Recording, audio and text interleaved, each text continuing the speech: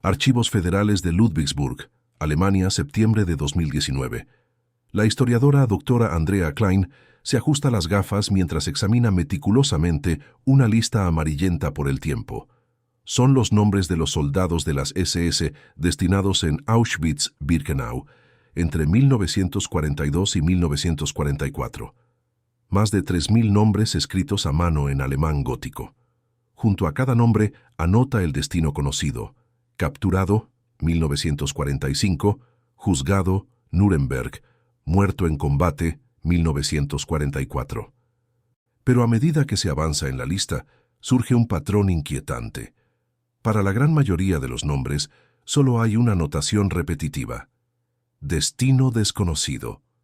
De los 327 soldados identificados como sirvientes en Auschwitz, solo 294 fueron capturados por los aliados. Otros 127 murieron durante la guerra. Esto deja a 206 hombres, el 86,5% del total, cuyo paradero después de mayo de 1945 sigue siendo un completo misterio. Estos no eran los famosos comandantes cuyos nombres conocemos de los juicios de Nuremberg. No fueron los artífices ideológicos del genocidio como Himmler o Eichmann. Eran soldados rasos, hombres comunes que cumplían órdenes directas, operaban las cámaras de gas, realizaban las selecciones en la rampa de llegada, comandaban pelotones de fusilamiento y supervisaban las deportaciones masivas, y después de la guerra, simplemente desaparecieron. Heinrich Wagner es un ejemplo típico de esta invisibilidad sistemática.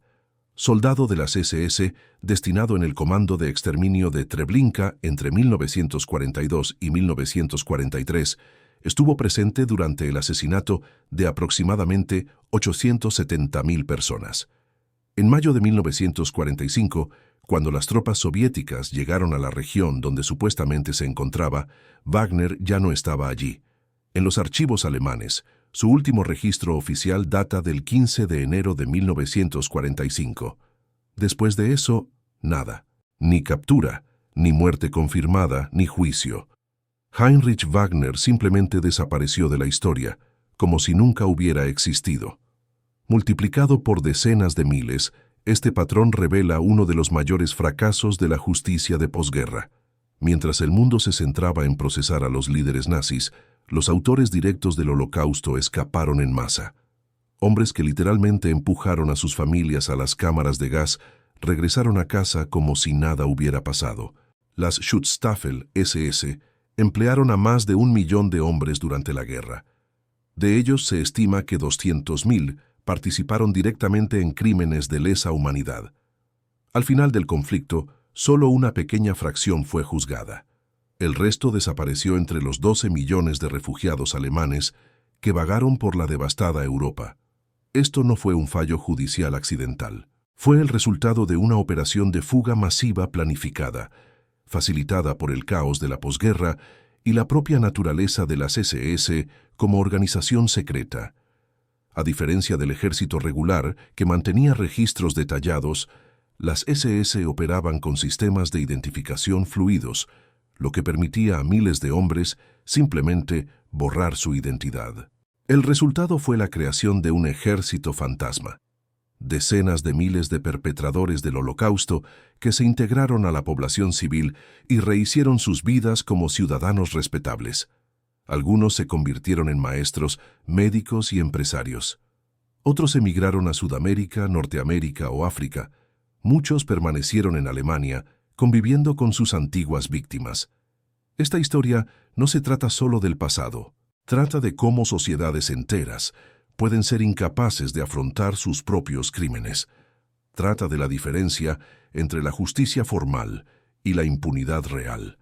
Y trata de cómo el mal puede ocultarse a simple vista, protegido por el silencio colectivo y nuestra reticencia a cuestionar a nuestros vecinos aparentemente normales. ¿Quieres descubrir cómo miles de criminales de guerra vivieron ocultos entre nosotros durante décadas?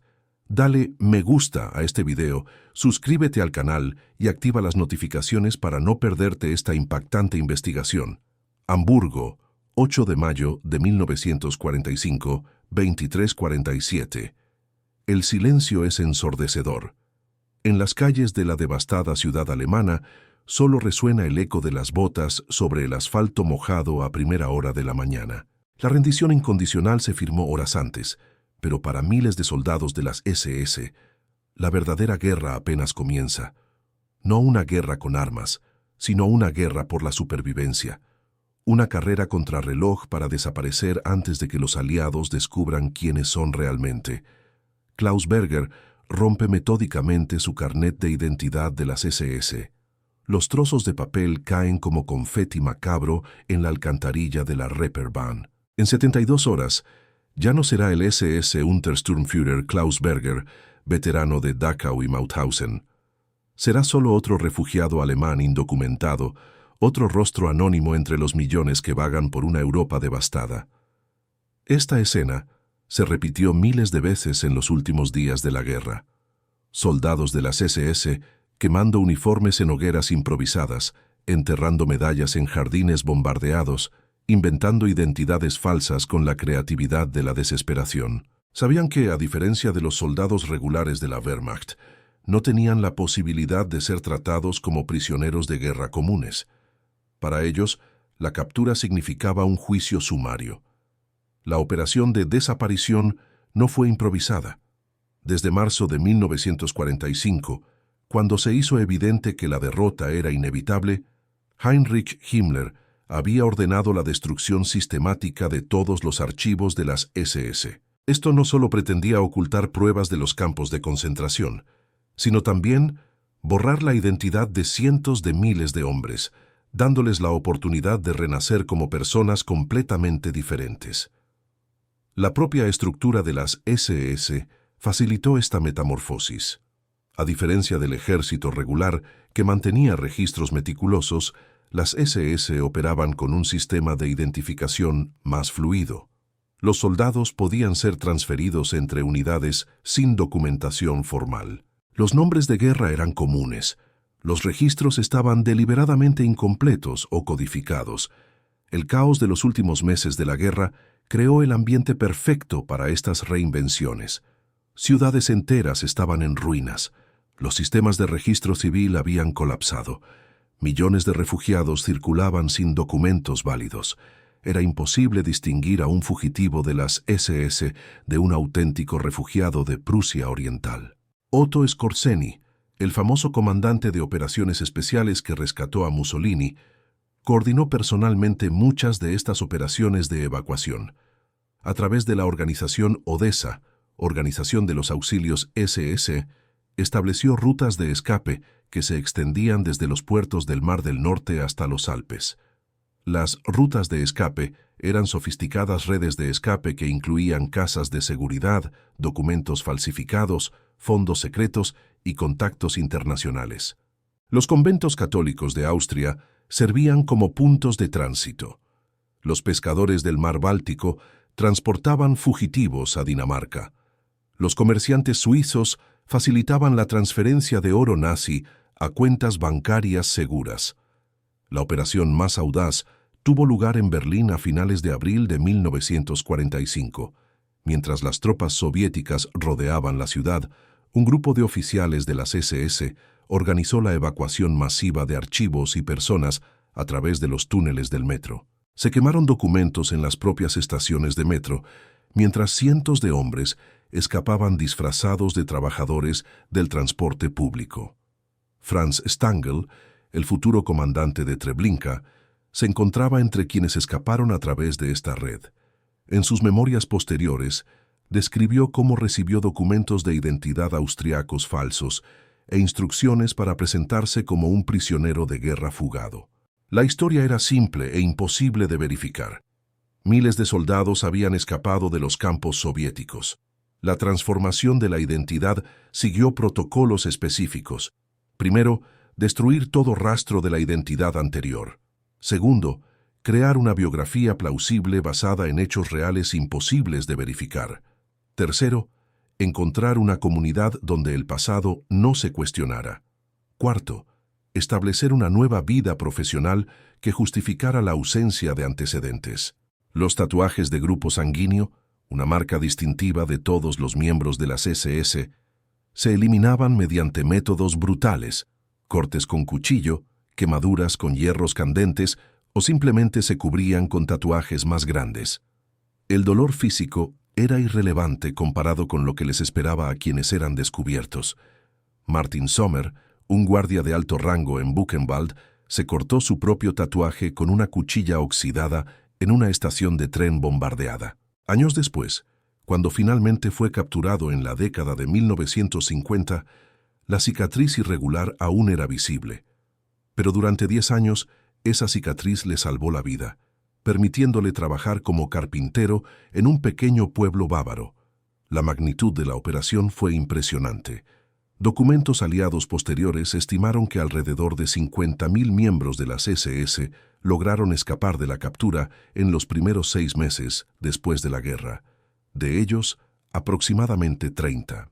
000 permanecieron en Alemania con identidades falsas, mientras que 20.000 huyeron a otros países. El éxito de la operación dependía del silencio colectivo de la población alemana. En una sociedad devastada por la guerra, preguntar sobre el pasado de los refugiados se consideraba de mala educación. Muchas familias alemanas habían perdido a seres queridos y documentos en los bombardeos. Era natural que otros estuvieran en la misma situación. Esta conspiración de silencio no era meramente pragmática, sino psicológica. Tras años de propaganda sobre la guerra total, muchos alemanes comunes preferían creer que los crímenes nazis habían sido cometidos por una pequeña élite de fanáticos. Reconocer que decenas de miles de soldados rasos habían participado en el genocidio significaría enfrentarse a verdades insoportables sobre su propia sociedad. ¿Cómo fue posible que una operación de escape tan masiva funcionara a la perfección? Deja tu opinión en los comentarios sobre el silencio colectivo que protegió a estos fugitivos. Archivo de la Fundación Topografía del Terror, Berlín. En la carpeta color manila, marcada como Personal Akte SS-TV Mauthausen, se encuentran 847 expedientes individuales de soldados de las SS que sirvieron en el campo de concentración entre 1938 y 1945. Cada expediente contiene una fotografía, datos personales básicos y una breve descripción de sus funciones. Lo que emerge de este archivo es un retrato inquietante. No eran monstruos fácilmente identificables, sino hombres aterradoramente comunes. Hans Müller, 23 años, agricultor bávaro. Se unió a las SS en 1940 tras perder la granja familiar. Franz Weber, 19 años, obrero de fábrica de Hamburgo. Reclutado directamente de las juventudes hitlerianas en 1943. Georg Schmidt, 34 años, maestro de primaria de Sajonia. Se alistó como voluntario en las SS tras ser dado de baja del ejército regular por problemas de salud. 3 hombres con orígenes completamente diferentes, unidos solo por una función común. Todos trabajaron como guardias directos en el sistema de exterminio nazi. Todos participaron en selecciones, ejecuciones y operaciones de gas, y todos, según los registros de posguerra, simplemente desaparecieron después de mayo de 1945. La composición demográfica de los soldados de las SS echó por tierra cualquier teoría simplista sobre las personalidades criminales. Estudios posteriores basados en archivos capturados revelaron un perfil estadístico sorprendentemente normal. El 45% eran trabajadores urbanos, el 23% agricultores, el 15% funcionarios de bajo rango, el 12% artesanos y solo el 5% tenía estudios superiores. La edad promedio en el momento del reclutamiento era de 22 años, demasiado jóvenes para haber participado en la Primera Guerra Mundial, pero lo suficientemente mayores como para haber sido influenciados por la propaganda nazi durante sus años de formación. La mayoría provenía de familias de clase media-baja o trabajadora, afectadas por la crisis económica de la década de 1930. Rudolf Höss, quien posteriormente sería comandante de Auschwitz, describió en sus memorias cómo funcionaba el proceso de selección de guardias. No buscábamos sádicos ni criminales, Buscábamos hombres disciplinados y obedientes, capaces de seguir órdenes sin rechistar. El sadismo llegó después, con el entrenamiento y la desensibilización gradual. El entrenamiento en las SS Totenkopfverbände, unidades de la calavera de la muerte, se planificaba meticulosamente para transformar a los civiles en verdugos eficaces. El proceso comenzaba con 3 semanas de acondicionamiento ideológico en el campo de entrenamiento de Dachau. Los reclutas veían películas de propaganda sobre infrahumanos y elementos antisociales. Se les obligaba a presenciar simulacros de ejecución con maniquíes que representaban a prisioneros. La desensibilización fue progresiva. Durante la primera semana, los reclutas simplemente observaron a los veteranos llevando a cabo procedimientos disciplinarios, un eufemismo para palizas y torturas. En la segunda semana, se les instruyó para participar en castigos colectivos. En la tercera semana, llevaron a cabo sus primeras acciones punitivas individuales contra prisioneros reales. Otto Moll, quien se convertiría en supervisor de las cámaras de gas de Auschwitz-Birkenau, describió su transformación durante los interrogatorios de posguerra. La primera vez que vi morir a alguien, vomité durante 2 horas. La 10ª vez, solo sentí náuseas. La 20ª vez no sentí nada. Al cabo de un mes, se convirtió en un trabajo como cualquier otro. Esta banalización del mal no fue accidental. Fue producto de un sistema cuidadosamente diseñado para derribar las barreras morales habituales. A los soldados se les enseñaba a considerar sus acciones como necesarias para la defensa de la raza alemana. Cada ejecución se presentaba como una contribución a un bien mayor. El sistema de recompensas reforzaba este condicionamiento. Los soldados eficientes recibían licencias adicionales, mejor alojamiento y oportunidades de ascenso. Quienes demostraban debilidad moral, vacilación al ejecutar órdenes brutales, eran transferidos a unidades de combate, donde se enfrentaban a una muerte casi segura. La estructura jerárquica diluyó la responsabilidad individual. Cada soldado realizó solo una pequeña parte del proceso de exterminio. Klaus Schmidt operaba los controles de gas. Franz Müller supervisaba el transporte de cadáveres. Georg Weber dirigía la selección en la rampa. Ninguno de ellos se consideraba responsable del resultado final. Esta compartimentación psicológica fue crucial para el funcionamiento del sistema. Permitió a hombres comunes participar en atrocidades atroces, manteniendo al mismo tiempo la imagen de simples soldados que cumplen órdenes. Muchos creían sinceramente que estaban sirviendo patrióticamente a su país, no cometiendo crímenes de lesa humanidad. La propaganda interna de las SS reforzaba constantemente estas justificaciones. Los boletines internos hablaban de un trabajo arduo pero necesario para proteger a Alemania. Los capellanes militares pronunciaban sermones sobre el sacrificio por el bien común. Los médicos de las SS explicaban cómo sus acciones contribuían a la higiene racial de la nación. Ferdinand Hahnenkamp, guardia de Sobibor, llevó un diario durante sus 2 años de servicio. Las anotaciones revelan la típica evolución psicológica. Primer mes: no puedo dormir pensando en lo que vi hoy. Sexto mes: el trabajo se está volviendo más fácil. 12º mes: procesamos 1200 hoy. Récord personal. Espero un ascenso. La deshumanización de las víctimas fue esencial para esta transformación. A los prisioneros no se les llamaba personas, sino piezas, carga o material. Las ejecuciones no eran asesinatos, sino procesamiento o trato especial. El lenguaje burocrático creaba una distancia emocional entre la acción y el significado. Al terminar la guerra, estos hombres se enfrentaron a un dilema existencial. Durante años habían sido condicionados a considerar sus acciones heroicas y necesarias. De repente, el mundo los definió como criminales de guerra. La respuesta psicológica más común fue la negación total. No fuimos nosotros los que nos equivocamos. Fue el mundo el que no comprendió nuestra misión. Esta negación facilitó la huida y la creación de nuevas identidades. Si realmente creían que no habían hecho nada malo, Era más fácil justificar moralmente el escape de la justicia del vencedor. Muchos se veían genuinamente como víctimas de una persecución injusta, no como perpetradores de genocidio. ¿Qué te impacta más? ¿La normalidad de estos hombres antes de convertirse en asesinos o el sistema que los transformó? Comparte tu opinión en los comentarios. Monasterio de Santa María del Ánima, Roma, abril de 1947. El padre Alois Udall recorre los silenciosos pasillos del monasterio con un desgastado maletín de cuero. Dentro encuentra pasaportes de la Cruz Roja con nombres falsos, visas de tránsito para Argentina y dinero para billetes de barco.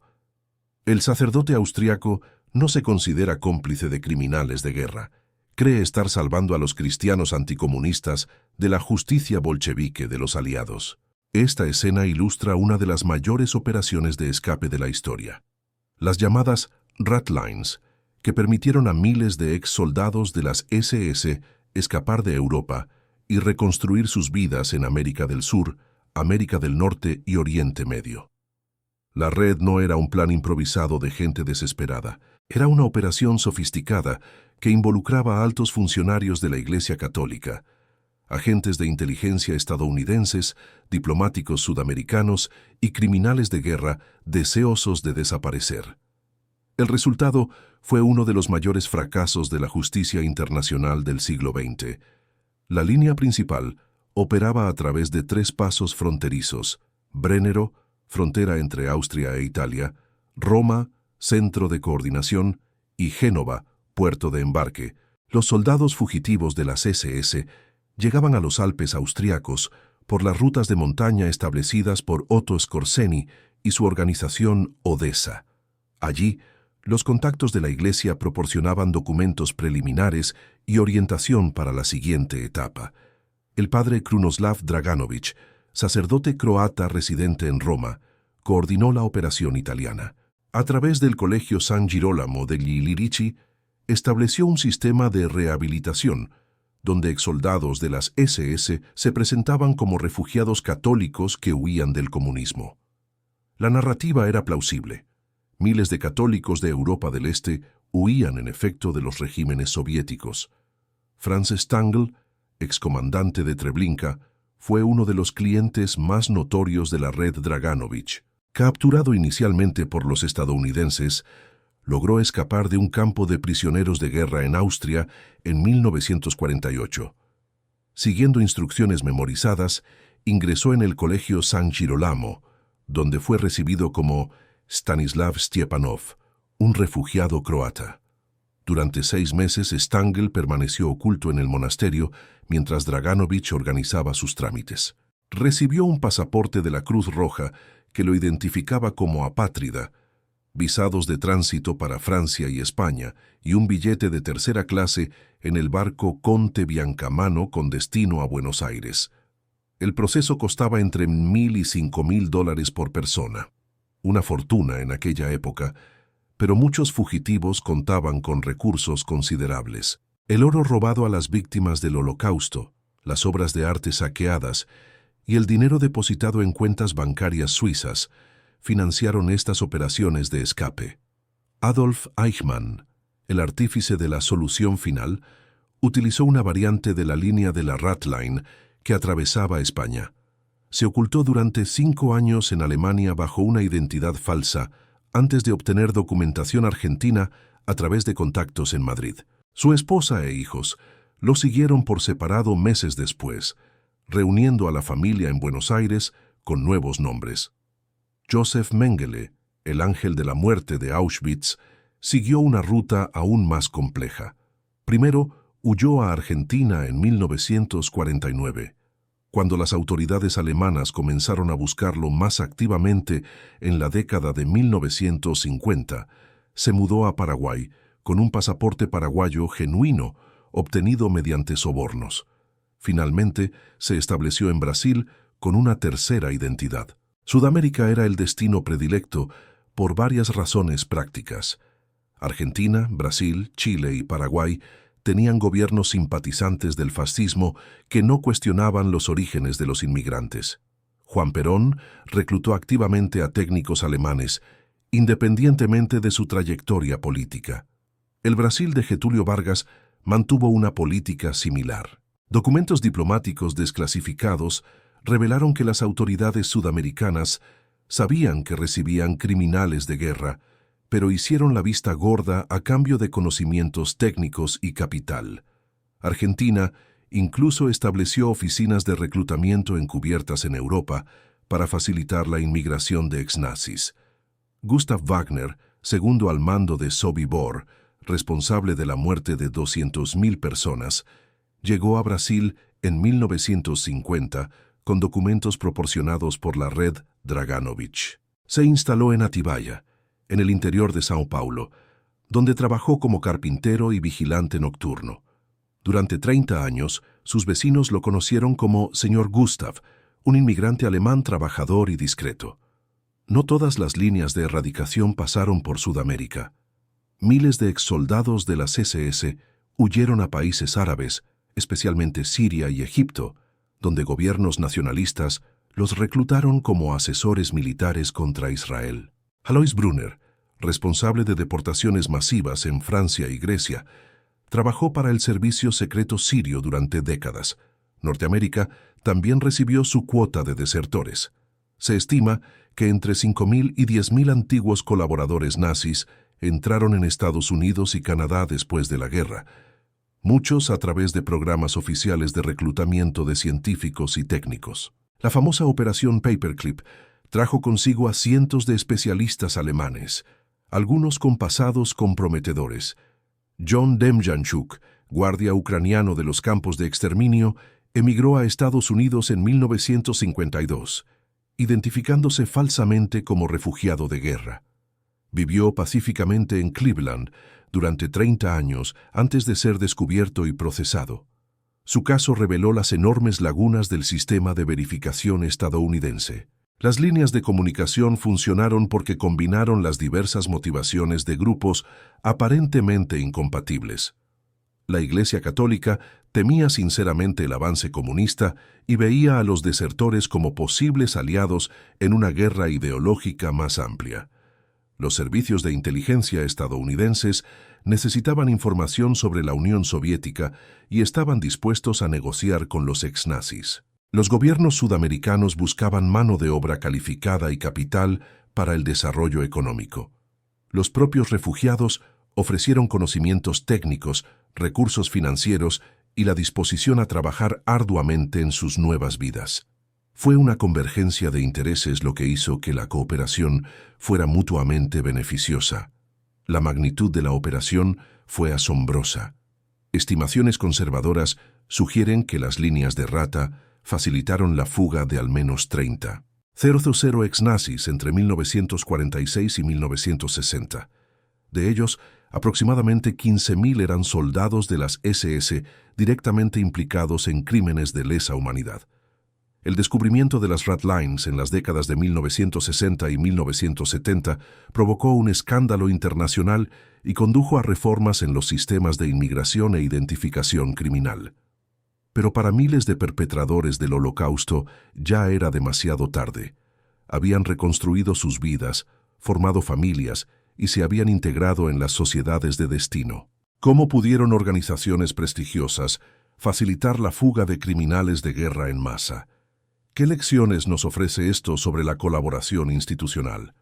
Comparte tu opinión en los comentarios. Oficina del Registro Civil de Múnich, marzo de 1949. El empleado examina los documentos que le presenta el hombre en su escritorio. Heinrich Weber, de 34 años, refugiado de Prusia Oriental, perdió todos sus documentos durante la evacuación de 1945. Quiere registrarse como residente de Múnich para trabajar en una fábrica de automóviles. La historia es plausible. Millones de alemanes orientales realmente lo perdieron todo huyendo del avance soviético. Lo que el empleado desconoce es que Heinrich Weber es en realidad Wilhelm Boger, un exsoldado de las SS responsable de torturas y ejecuciones en Auschwitz. Durante los últimos 4 años, Boger se ha transformado meticulosamente, pasando de ser un criminal de guerra a un refugiado respetable. La metamorfosis ha sido tan completa que él mismo a veces olvida su verdadera identidad. La creación de identidades falsas no fue una improvisación desesperada, fue una ciencia precisa desarrollada por los servicios de inteligencia alemanes durante la guerra y posteriormente adaptada para uso civil. El proceso seguía pasos específicos, cada uno calculado para crear una biografía irrefutable. El primer paso fue la muerte de la identidad original. Se destruyeron todos los documentos personales, tarjetas de identidad de las SS, certificados militares, fotografías familiares. Incluso se quemaron cartas y objetos personales. El objetivo era eliminar cualquier rastro físico de la vida anterior. El segundo paso implicó elegir cuidadosamente una nueva identidad. No se podía simplemente inventar un nombre. Era necesario adoptar la identidad de alguien que realmente existía, pero cuyo paradero se desconocía. Soldados muertos sin familia, refugiados desaparecidos, prisioneros de guerra nunca repatriados, todos proporcionaban identidades disponibles. Franz Stangl eligió el nombre de Paul Stangl, alegando ser su primo. La estrategia era ingeniosa. Si alguien investigaba, encontraría registros reales de un tal Franz Stangl, que realmente existió, pero Paul se presentaría como un pariente lejano con documentos perdidos en la guerra. El tercer paso fue construir una biografía plausible. La historia debía explicar la falta de documentos, justificar el periodo de guerra y explicar las razones por las que se encontraba lejos de su tierra natal. Las narrativas más comunes eran refugiado de Prusia Oriental, prisionero de guerra que escapó de los soviéticos, trabajador forzado que regresaba de la Unión Soviética.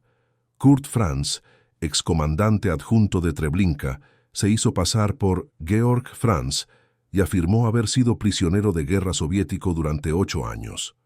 Esta historia explicaba su ausencia en los registros alemanes y justificaba su limitado conocimiento de los acontecimientos de la posguerra. Cuando finalmente fue descubierto en la década de 1950, se había casado y formado una familia bajo esta identidad falsa. El cuarto paso implicó la falsificación de documentación. Exsoldados de las SS utilizaron redes especializadas para obtener certificados de nacimiento falsos, certificados médicos falsificados y cartas de recomendación ficticias. El mercado negro de documentos floreció en la Europa de la posguerra, sirviendo no solo a criminales de guerra, sino también a refugiados indocumentados legítimos. Alois Brunner, responsable de la deportación de 120.000 judíos, obtuvo documentos sirios auténticos sobornando a funcionarios consulares. Durante 40 años vivió en Damasco como Georg Fischer, asesor del servicio secreto sirio. Su transformación fue tan completa que incluso sus familiares alemanes desconocían su paradero. El quinto paso fue la integración social. Los fugitivos buscaron comunidades donde las preguntas sobre el pasado se consideraban inapropiadas, ciudades destruidas por la guerra, donde muchos habitantes eran refugiados, países de inmigración, donde todos contaban historias de un nuevo comienzo, comunidades religiosas, donde la redención personal se valoraba más que las investigaciones sobre el pasado. Gustav Wagner se estableció en Atibaia, Brasil, presentándose como un viudo alemán en busca de una nueva vida. El pequeño pueblo del interior del estado de São Paulo contaba con una comunidad alemana acogedora que no hacía preguntas indiscretas. Wagner se convirtió en un miembro respetado de la iglesia local, participaba en festivales alemanes y era considerado un ejemplo de inmigrante trabajador. Mantener una identidad falsa requería una disciplina constante. Era necesario memorizar completamente la nueva biografía, desarrollar nuevos gestos e incluso cambiar los acentos regionales.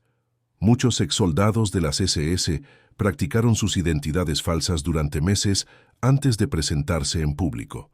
Johann Breyer, un guardia de Auschwitz que emigró a Estados Unidos, pasó 2 años en un campo de refugiados en Alemania practicando su condición de refugiado checo. Aprendió checo básico, memorizó detalles sobre pueblos checos que nunca visitó y creó falsos recuerdos de la persecución comunista. Cuando finalmente llegó a Estados Unidos, su transformación fue tan convincente que engañó a los investigadores durante 60 años. La psicología de la transformación de la identidad implicaba más que la simple actuación. Muchos fugitivos llegaron a creer genuinamente en sus falsas identidades. Este fenómeno, conocido como disociación de la identidad, les permitió vivir sus nuevas vidas sin la constante ansiedad de mentir. Oswald Kaduk, exguardia de Auschwitz, se convirtió en enfermero en Berlín Occidental después de la guerra.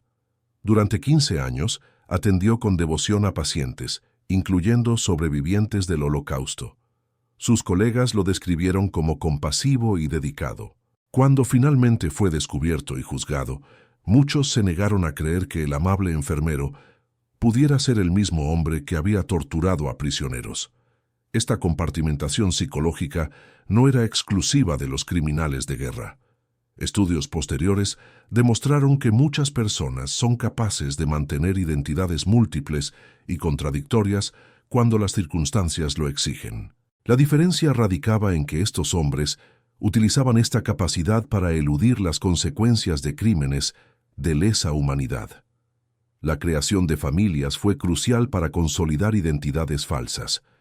Las esposas y los hijos brindaron un anclaje emocional a la nueva vida y crearon razones para que la comunidad no cuestionara el pasado. Muchas mujeres alemanas aceptaron casarse con refugiados sin antecedentes comprobables, ansiosas de estabilidad tras los traumas de la guerra.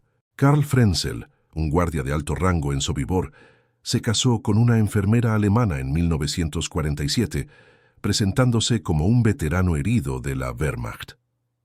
La pareja tuvo 3 hijos que crecieron completamente inconscientes de la verdadera identidad de su padre. Cuando Frenzel fue descubierto y juzgado en la década de 1960, la familia sufrió un colapso psicológico.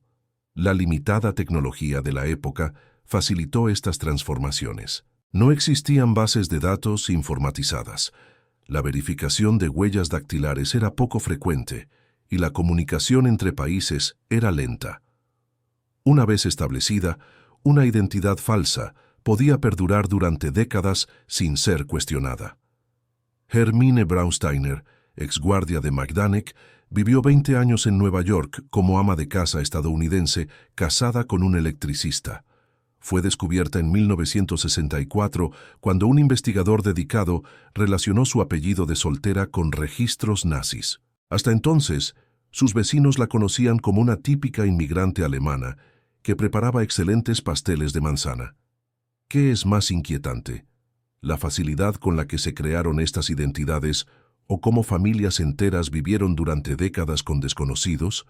Comparte tu opinión sobre la confianza y la identidad en los comentarios. Düsseldorf, Alemania Occidental, invierno de 1963. El doctor Hans Munch finaliza su consulta médica y se despide cordialmente de su paciente. Se trata de Sarah Goldstein, una mujer de 67 años, sobreviviente de Auschwitz que aún lleva números tatuados en el antebrazo. Durante 5 años ha sido paciente habitual del doctor Munch, quien trata su artritis con competencia y amabilidad. Lo considera uno de los pocos médicos alemanes que demuestra verdadera empatía por los sobrevivientes del Holocausto. Lo que Sarah no sabe es que el doctor Hans Munch estuvo presente en Auschwitz al mismo tiempo que ella, no como prisionero, sino como SS Hauptscharführer, responsable de supervisar las selecciones médicas que llevaron a miles de personas a la muerte. El amable médico que ahora atiende su artritis podría haber sido el mismo hombre que decidió quién viviría y quién moriría en la rampa de Birkenau. Esta escena ilustra una de las realidades más inquietantes de la posguerra. Miles de exsoldados de las SS no huyeron a países lejanos. Permanecieron en Alemania, reconstruyendo sus vidas como ciudadanos respetables, a menudo conviviendo con sus antiguas víctimas, quienes nunca supieron quiénes eran realmente. Alemania Occidental, en la década de 1950, ofrecía oportunidades únicas para este tipo de reinvención. El país se reconstruía rápidamente, lo que creaba una demanda de mano de obra cualificada. La población se había mezclado debido a los bombardeos y los movimientos de refugiados, lo que normalizaba la presencia de personas sin una historia local verificable, y existía una conspiración silenciosa para no cuestionar el pasado. Wilhelm Boger, ex investigador de Auschwitz conocido por sus técnicas de tortura, encontró empleo como representante de ventas en una empresa farmacéutica de Stuttgart. Durante 15 años, visitó hospitales y clínicas vendiendo medicamentos a médicos que trataban a sobrevivientes del Holocausto. Su cortesía profesional y sus conocimientos técnicos lo hicieron muy popular entre los clientes. Boger frecuentaba los mismos cafés, mercados y eventos sociales que muchos supervivientes establecieron en Stuttgart. En varias ocasiones, charló amistosamente con quienes habían sido sus víctimas en Auschwitz. No lo reconocieron. Habían pasado 15 años, no llevaba uniforme y nadie esperaba encontrar a un torturador nazi vendiendo aspirinas. La compartimentación psicológica que requería esta convivencia era extraordinaria. Durante el día, estos hombres desempeñaban papeles de ciudadanos respetables, médicos, maestros, vendedores, funcionarios. Desarrollaban relaciones genuinas con colegas y vecinos. Algunos incluso demostraban públicamente su compasión por las víctimas del nazismo. Karl Streibel, excomandante del campo de entrenamiento de Trauniki, donde se preparaba a los guardias para los campos de exterminio, se convirtió en director de una escuela primaria en Hamburgo. Durante 20 años, educó a niños alemanes sobre valores democráticos y derechos humanos. Sus colegas lo consideraban un educador progresista con un fuerte sentido de justicia social. La ironía era devastadora. El mismo hombre que había entrenado a miles de colaboradores para perpetrar el Holocausto, ahora enseñaba tolerancia y respeto por la dignidad humana. Streibel organizaba con frecuencia conferencias escolares sobre los peligros del extremismo político, sin revelar jamás su profundo conocimiento del tema. Mantener esta doble vida dependía de sofisticadas estrategias psicológicas. Muchos exsoldados de las SS desarrollaron lo que posteriormente los psicólogos llamarían amnesia selectiva, la capacidad de suprimir por completo los recuerdos de sus crímenes mientras funcionaban con normalidad en otras áreas de la vida. Friedrich Menneke, exmédico de las SS especializado en eutanasia, fundó una clínica privada en Múnich donde atendía principalmente a ancianos y personas con discapacidad. Sus pacientes lo admiraban por su paciencia y dedicación. Parecía preocuparse genuinamente por su bienestar, una transformación psicológica incomprensible. La capacidad de forjar relaciones genuinas con personas que representaban exactamente el tipo de víctimas que habían acosado sugería que estos hombres poseían una forma extrema de disociación mental. No eran sociópatas incapaces de empatía, sino individuos capaces de activar y desactivar su humanidad según las circunstancias. Algunos casos implicaron enfrentamientos directos entre perpetradores y víctimas que no se reconocían. En 1961, durante un juicio en Frankfurt, una sobreviviente de Auschwitz identificó positivamente a un acusado como su torturador. El hombre lo negó rotundamente, y varios testigos de la defensa, incluidos sobrevivientes del Holocausto, juraron que era un ciudadano ejemplar, incapaz de ejercer la violencia. La confusión era comprensible. Habían pasado 15 años. El hombre en la sala vestía un traje elegante, no un uniforme militar. Hablaba con calma, sin gritar órdenes. Para muchos, era imposible conectar al respetable ciudadano con el brutal soldado de las SS de sus traumáticos recuerdos. Esta dificultad de identificación protegió a los fugitivos, pero también traumatizó a las víctimas. Muchos supervivientes desarrollaron paranoia, sospechando que cualquier alemán de la edad adecuada podría ser un extorturador. La imposibilidad de identificar a los perpetradores creó un clima de desconfianza permanente. La situación se complicó aún más cuando exsoldados de las SS asumieron cargos de autoridad en instituciones relacionadas con la desnazificación. Algunos trabajaron en tribunales que juzgaban a criminales de guerra menores, otros en oficinas gubernamentales encargadas de indemnizar a las víctimas del nazismo. En 1958, se descubrió que el director de una oficina de reparaciones de guerra en Colonia era un exoficial de las SS. Durante 8 años, había estado decidiendo qué supervivientes tenían derecho a una compensación económica. Irónicamente, su experiencia directa con el sistema nazi lo hizo especialmente eficiente para identificar casos fraudulentos de personas que fingían haber sido perseguidas. La integración social de estos hombres se vio facilitada por la reticencia generalizada de la sociedad alemana a examinar el pasado. La mayoría de los alemanes prefería creer que los crímenes nazis habían sido cometidos por una pequeña élite de fanáticos, no por decenas de miles de soldados rasos. Cuestionar el pasado de sus vecinos significaría enfrentarse a dolorosas verdades sobre toda una generación. Las familias de estos hombres a menudo desconocían por completo su pasado. Esposas e hijos vivían con desconocidos sin saberlo.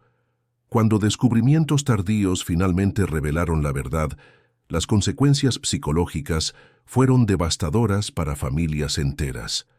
Gerda Steinhoff se casó con un veterano de la Wehrmacht, a quien conoció en una discoteca en 1950. Heinrich Steinhoff era amable, trabajador y un padre dedicado a sus 3 hijos. En 1965, los investigadores descubrieron que Heinrich era en realidad Heinrich Gabel, excomandante de un subcampo de Dachau. Gerda sufrió una crisis nerviosa al descubrir que había convivido con un criminal de guerra durante 15 años. La revelación destrozó no solo matrimonios, sino comunidades enteras. Cuando se descubrió que un ciudadano respetable había sido miembro de las SS, todos sus conocidos se vieron obligados a reexaminar sus propias percepciones del carácter y la moral. Si un vecino ejemplar podía ocultar semejante pasado, ¿quién más mentiría? ¿Cómo es posible vivir con alguien durante décadas sin conocer su verdadera identidad? ¿Qué revela esto sobre nuestra capacidad para percibir el carácter de las personas? Deja tu opinión en los comentarios. Centro de Investigación de Crímenes de Guerra, Ludwigsburg, Alemania, enero de 1979. El investigador Kurt Schrimm examina una fotografía granulada de 1943.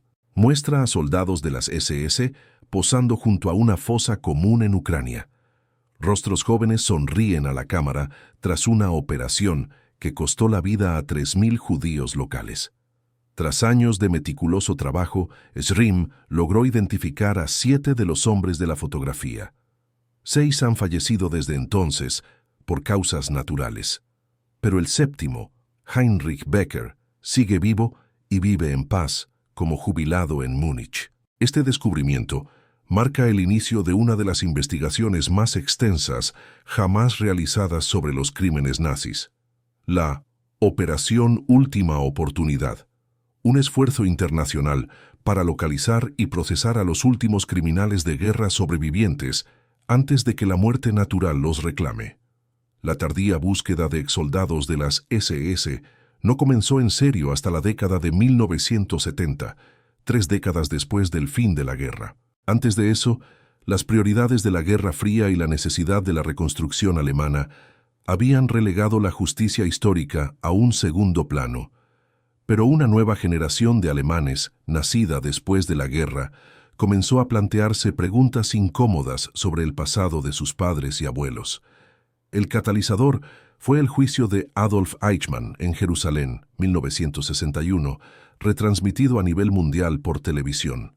Por primera vez, millones de personas presenciaron la confrontación sistemática de un perpetrador del Holocausto con las pruebas de sus crímenes.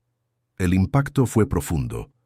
Si Eichmann pudo ser encontrado y juzgado tras 15 años prófugo, ¿qué otros criminales seguían libres?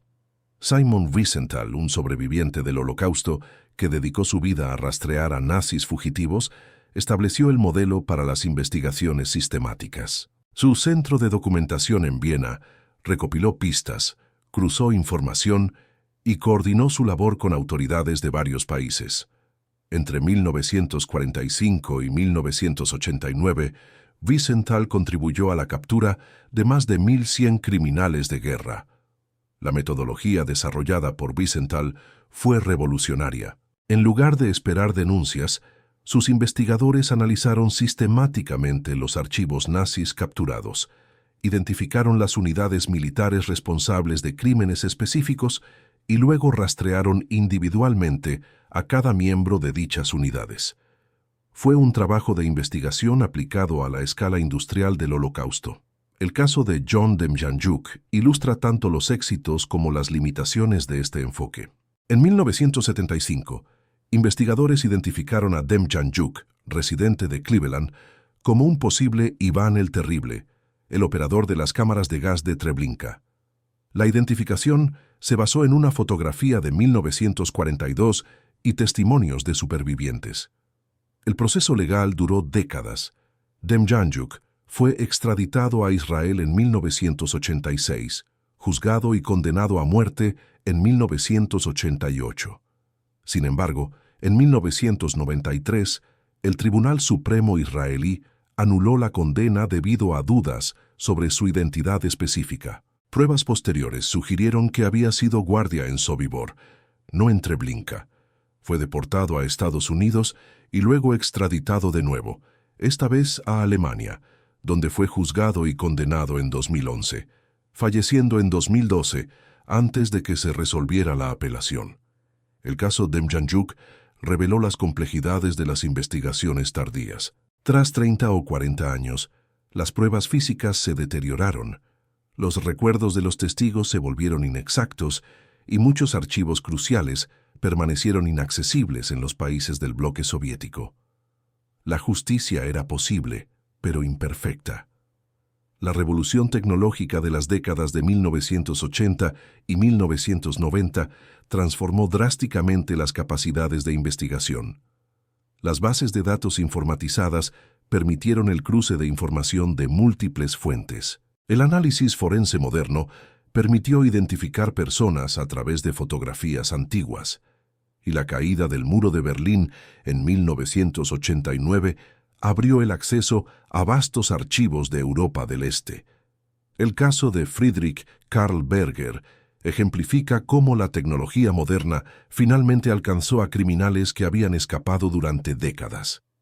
Berger emigró a Estados Unidos en 1959 y vivió tranquilamente como jardinero jubilado en Tennessee. En 2018, investigadores digitalizaron archivos alemanes y descubrieron su nombre en una lista de guardias del campo de concentración de Neuengamme.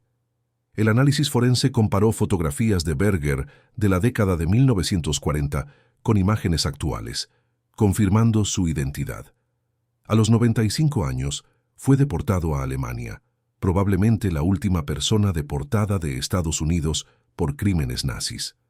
Murió 2 años después, no sin antes afrontar las consecuencias de los actos cometidos 75 años antes. La doctrina Demjanjuk revolucionó los criterios legales para procesar a exsoldados de las SS. Anteriormente, era necesario probar delitos específicos cometidos por individuos específicos. La nueva doctrina establecía que cualquier persona que trabajara como guardia en campos de exterminio era automáticamente cómplice de asesinatos en masa, independientemente de sus acciones individuales. Este cambio permitió el procesamiento de cientos de casos que antes se habrían considerado imposibles de probar. Oskar Gröning, el contador de Auschwitz, fue condenado en 2015 a los 94 años, simplemente por haber trabajado en el campo, aunque nunca ejecutó directamente a ninguna víctima. El precedente era claro: la participación en el sistema de exterminio constituía un delito, independientemente del rol específico. Las investigaciones demoradas se enfrentaron a una resistencia considerable, tanto por parte de los sospechosos como de sus comunidades. Muchos argumentaron que procesar a nonagenarios era cruel e inútil. Las verdaderas víctimas ya estaban muertas. Los perpetradores eran demasiado mayores para representar una amenaza para la sociedad. La justicia demorada era más teatro que justicia real. Pero los sobrevivientes y familiares de las víctimas insistieron en la importancia simbólica de los juicios. Eva Kor, quien sobrevivió a los experimentos de Mengele, argumentó: no se trata de venganza, Se trata de que la sociedad declare públicamente que estos crímenes fueron incorrectos. Siempre lo han sido y siempre lo serán. Los juicios tardíos también cumplieron una función educativa crucial. Una nueva generación de alemanes aprendió sobre el Holocausto mediante minuciosos procedimientos judiciales. Las escuelas organizaron visitas a los tribunales. Los medios de comunicación cubrieron los casos ampliamente. El pasado nazi, sepultado en silencio durante décadas, finalmente se confrontaba públicamente. El último juicio significativo tuvo lugar en 2020, cuando Friedrich Karl Berger fue procesado a la edad de 95 años. Para entonces, la mayoría de los exsoldados de las SS tenían más de 100 años o ya habían fallecido. La era de los juicios por crímenes nazis llegaba a su fin natural, no por falta de voluntad legal, sino por mortalidad biológica. Las estadísticas finales son desalentadoras. De los aproximadamente 200.000 soldados de las SS que participaron directamente en crímenes de lesa humanidad, menos de 2.000 fueron procesados en las últimas décadas de la posguerra, 1970-2020. La tasa de impunidad superó el 99%. La mayoría de los perpetradores del Holocausto vivieron y murieron como ciudadanos respetables, sin enfrentar jamás consecuencias legales por sus actos. Pero las investigaciones tardías establecieron principios importantes. Los crímenes de lesa humanidad no prescriben, la vejez no constituye inmunidad, y la justicia, incluso la tardía, posee valor simbólico y educativo. Estos precedentes influyen en las investigaciones actuales sobre los genocidios en Ruanda, Bosnia y otros lugares. ¿Es justo procesar a criminales de guerra mayores de 90 años, décadas después de los crímenes? ¿O es mejor una justicia tardía que ninguna? Comparta su opinión sobre los plazos de prescripción de la responsabilidad penal. Hamburgo, Alemania. Otoño de 1987. María Kellner, de 42 años, maestra de primaria, abre el timbre de su casa un domingo por la tarde. Dos hombres trajeados se identifican como investigadores de la Fiscalía Federal. Quieren hablar de su padre, Wilhelm Kellner, fallecido hace 3 años. María sonríe y los invita a pasar, suponiendo que se trata de algún trámite burocrático relacionado con herencias o pensiones. 20 minutos después, María permanece sentada en silencio en la sala, con el rostro pálido. Los investigadores acaban de informarle que Wilhelm Kellner, el padre cariñoso al que adoraba, era en realidad Wilhelm Stark, un exsoldado de las SS responsable de la ejecución de 2 ceros civiles en Polonia, en 1943. El hombre que le enseñó a montar en bicicleta y la ayudó con sus deberes había sido un asesino en masa. Esta escena se repitió miles de veces en las décadas de 1970 y 1980, cuando investigaciones tardías finalmente llegaron a exsoldados de las SS que habían formado familias con identidades falsas. El descubrimiento de la verdad sobre padres, abuelos y esposos destrozó familias y obligó a toda una generación a enfrentarse a legados que jamás sospecharon poseer. El impacto psicológico en las familias fue devastador. Los hijos y nietos de exsoldados de las SS sufrieron lo que posteriormente los psicólogos identificarían como trauma genealógico, estrés causado por el descubrimiento de que sus seres queridos habían cometido atrocidades inimaginables. Los cimientos de sus identidades familiares se derrumbaron al instante. Klaus Schmidt creció creyendo que su padre, Heinrich Schmidt, había sido contable en una empresa de ingeniería durante la guerra. Heinrich fue un padre ejemplar, amable, responsable y presente en todas las actividades escolares. En 1979, a los 35 años, Klaus descubrió que Heinrich había sido en realidad guardia superior del campo de exterminio de Sobibor, participando directamente en el asesinato de 250.000 personas. La revelación destruyó el matrimonio de Klaus. Su esposa no podía aceptar haber criado hijos con el nieto de un criminal de guerra. Klaus desarrolló una depresión severa y pasó años en terapia intentando reconciliar sus recuerdos de infancia con la realidad de los crímenes de su padre. ¿Cómo puedo amar a un monstruo?, le preguntaba repetidamente a su terapeuta. Pero era mi padre.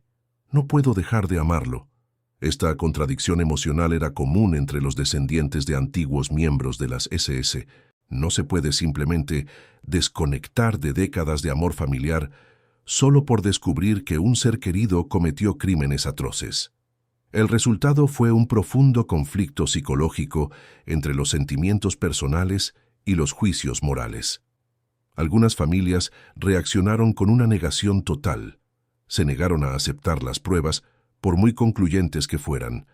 Desarrollaron teorías conspirativas sobre la persecución injusta de los veteranos alemanes o sobre la propaganda de la victoria. La negación ofrecía protección psicológica contra verdades insoportables, pero también impedía cualquier proceso de duelo o aceptación. Ingrid Weber, hija de un exguardia de Auschwitz descubierto en 1983, nunca aceptó la culpabilidad de su padre. Durante 40 años, hasta su muerte en 2023, insistió en que su padre había sido acusado falsamente por enemigos de Alemania. Se mudó 3 veces para escapar de la vergüenza asociada al apellido y cortó el contacto con familiares que aceptaban la realidad de los crímenes de su padre. Otros descendientes reaccionaron asumiendo una responsabilidad desproporcionada. Se sintieron personalmente culpables por delitos cometidos antes de nacer. Desarrollaron lo que los terapeutas denominaron culpa heredada, un sentido irracional de responsabilidad por acciones en las que no participaron. Peter Müller, nieto de un comandante de los Einsatzgruppe, Escuadrones de la Muerte, dedicó su vida a la labor humanitaria tras descubrir el pasado de su familia en 1985. Donó toda su herencia a organizaciones judías, cambió su nombre y pasó décadas como voluntario en campos de refugiados. «Tengo que enmendar lo que hizo», dijo. «Es mi responsabilidad limpiar el nombre de la familia». Esta autoflagelación generacional generó sus propias tragedias. Los hijos y nietos de antiguos miembros de las SS desarrollaron con frecuencia trastornos de ansiedad, depresión y problemas de identidad. Algunos se suicidaron, incapaces de soportar el peso del legado familiar. Otros se aislaron socialmente, temiendo que sus amigos y colegas los rechazaran si conocían su parentesco. Las esposas de exsoldados de las SS se enfrentaron a dilemas particulares. Muchas se habían casado con hombres cuya verdadera identidad desconocían. El descubrimiento tardío significó enfrentarse a la realidad de que habían vivido durante décadas con desconocidos, criado a sus hijos con criminales de guerra y construido toda su vida adulta sobre una mentira fundamental. Margarete Frenzel se casó con Karl Frenzel en 1950, quien fue presentado como un veterano herido de la Wehrmacht. Durante 15 años fue una esposa devota y madre de 3 hijos. En 1965, descubrió que Karl había sido guardia de alto rango en Sobibor, responsable de supervisar las ejecuciones masivas. La pareja se divorció inmediatamente, pero Margarete nunca se recuperó psicológicamente del impacto. Los nietos a menudo sufrían incluso más que los niños. Habían crecido con abuelos cariñosos y atentos que les contaban historias, jugaban con ellos y los consentían. El descubrimiento de que estos abuelos cariñosos habían asesinado a niños de su misma edad les creó profundos traumas psicológicos que persistieron durante toda su vida. Anna Hoffman tenía 7 años cuando su abuelo falleció en 1975. Conservaba dulces recuerdos de un hombre bondadoso que hacía aviones de papel y siempre le traía dulces. A los 20 años, descubrió que su abuelo había sido responsable de la muerte de 15.000 niños judíos. «¿Cómo puedo conservar esos buenos recuerdos sabiendo lo que sé ahora?», preguntaba. «Siento que toda mi infancia fue una mentira». Algunas familias optaron por el silencio colectivo. Decidieron no hablar nunca de las revelaciones, con la esperanza de que el tiempo borrara el trauma. Esta estrategia a menudo fracasaba, creando ambientes familiares tensos donde todos sabían la verdad, pero nadie la mencionaba. El silencio se convirtió en una presencia constante, moldeando las relaciones incluso cuando no se abordaba explícitamente. Otras familias optaron por la confrontación activa. Organizaron sesiones familiares para hablar sobre los crímenes, visitaron juntos museos del Holocausto y dialogaron con sobrevivientes. Este enfoque fue más difícil emocionalmente a corto plazo, pero a menudo resultó en una sanación más efectiva a largo plazo. La familia Stangl ejemplifica este enfoque constructivo. Cuando Franz Stangl, excomandante de Treblinka, fue descubierto y juzgado en la década de 1970, su familia decidió confrontar públicamente su pasado. Su hija, Renate Stangl, escribió un libro sobre su infancia como hija de un criminal de guerra y se convirtió en activista por la educación sobre el Holocausto. Las repercusiones trascendieron a las familias inmediatas. Comunidades enteras se vieron obligadas a reconsiderar a ciudadanos que habían respetado durante décadas. Cuando se descubrió que un pilar local era exmiembro de las SS, todos sus conocidos cuestionaron su propia capacidad para juzgar el carácter de las personas. En 1981, los residentes de Garmisch-Partenkirchen quedaron conmocionados al descubrir que el Dr. Hans Eisele, un respetado médico que había atendido a familias locales durante 25 años, era un exmédico de Buchenwald, responsable de experimentos médicos letales. El caso dividió a la comunidad entre quienes defendían al buen doctor que conocían y quienes no podían ignorar la evidencia de sus crímenes pasados. El fenómeno creó generaciones de alemanes con relaciones complejas con su propia historia nacional. Muchos desarrollaron una hipervigilancia ante las señales de extremismo político, decididos a no permitir jamás que se repitieran crímenes similares. Otros se pusieron a la defensiva ante cualquier debate sobre el periodo nazi, exhaustos de asumir la responsabilidad de crímenes en los que no participaron. Los hallazgos también influyeron en las prácticas de asignación de nombres familiares. Muchos nietos de exmiembros de las SS optaron por no transmitir los apellidos a sus hijos en un intento de romper las conexiones genealógicas con el pasado criminal. Los apellidos alemanes tradicionalmente honorables se convirtieron en cargas de las que familias enteras intentaron desprenderse. ¿Cómo reaccionarías al descubrir que un ser querido fue un criminal de guerra? ¿Es posible separar el amor familiar de la condena moral? Comparte tus reflexiones sobre el legado familiar y la responsabilidad generacional.